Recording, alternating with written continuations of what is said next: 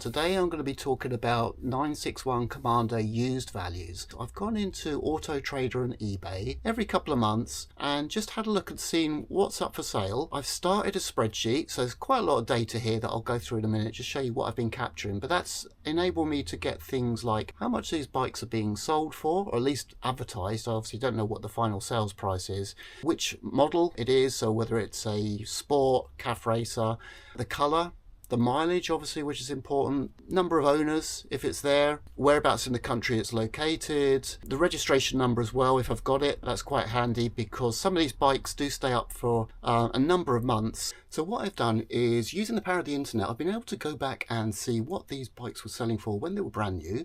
So for example, a Commando Sport originally was selling for about £12,500 back in 2009, 2010.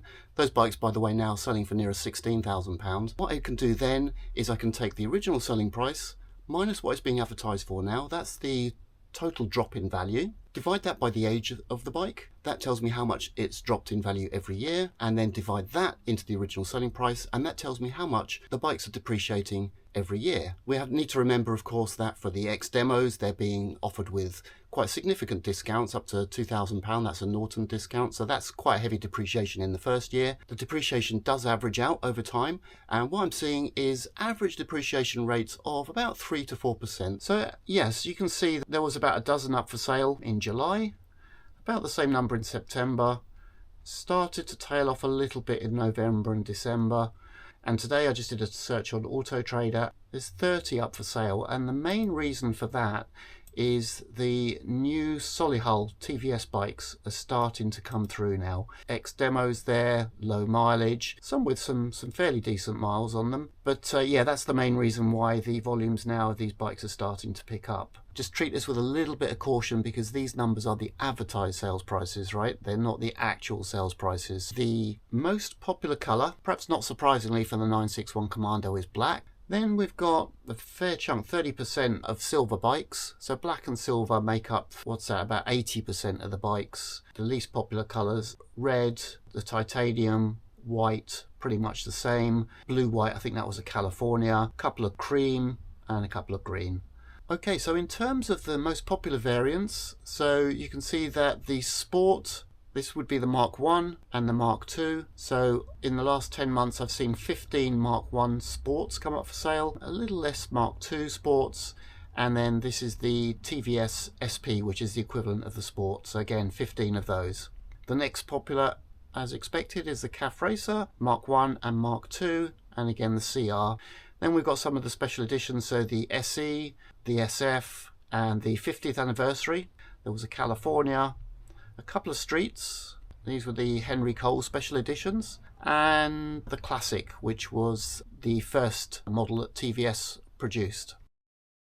So if we have a look over time, so 2010 is the earliest models that are coming up for sale. Now, a little bit of anomaly here. I mean, you can see the price trend, obviously newer bikes worth more than older bikes. Bit of a spike here at 2010. This is the SEs, which were the first ones produced. A lot of carbon fibre on those bikes, carbon fibre wheels, a bit more desirable, so they tend to have a premium. And then you can see it drops down to about 8,000 for a 2011. As we get up to 2016, 2017 models, we're looking at about 11,000. Bit of a spike here, 2019. These were the two Henry Cole models, so that would be the street model that's bringing the prices up there. They were being advertised for quite a lot more than the regular bikes. Nothing in 2020, so that's when Norton, under the previous owners, went into administration. So obviously no bikes produced at that period. And 2021 is where we see the bikes starting to come back into production. 2022. And then 2023 and even 2024, so these are the demos typically that are now being registered by the dealers. This graph here shows it again, similar trend. Every one of these dots represents one of the bikes data that I've captured. So you can see again the number of bikes each year. So there's a couple of 2010, again the SE. So what's that, about four or five of each year, and quite a lot of 2018 models coming up for sale. And again, the number of TVS models that are coming up for sale is starting to increase now.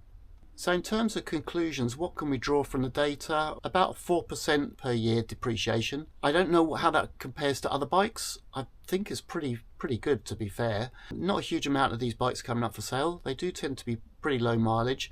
I will say that I've not been able to capture data on what extras have been added to these bikes. So a few of them have been customized, things like bar end mirrors, carbon fiber bits and pieces, that sort of thing.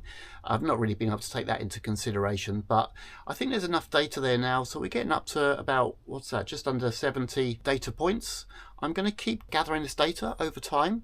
I'll go in every couple of months, see what's coming up for sale. I think there's going to be more and more of the SP and the CRs coming up, more of the TVS models.